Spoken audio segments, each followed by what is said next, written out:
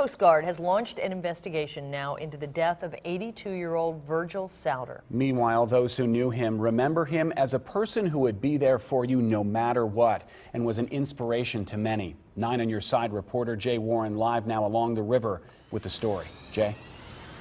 Well, the Coast Guard investigation will seek to determine what factors caused Mr. Souter to go overboard and whether it was in any way preventable.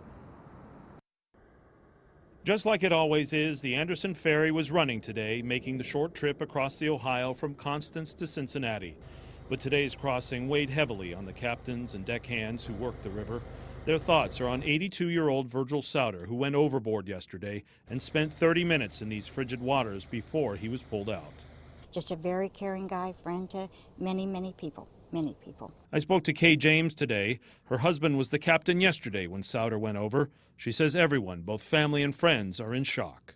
Very at a loss, a big loss to the crew people down there. You can just see it in their faces that they're just all down, to all the young crew people, pilots and everybody.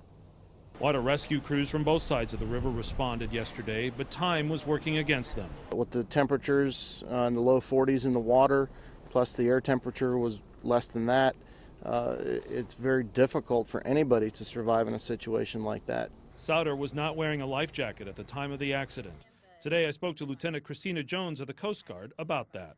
For commercial vessels, at this time there is no federal law that requires mariners or crew members working on board vessels to wear life jackets. Federal law does require life jackets to be on board for each person on board, but there is no law that requires them to be worn. So while the ferry continues to complete the short route across the Ohio, the long route of finding out what happened has just started.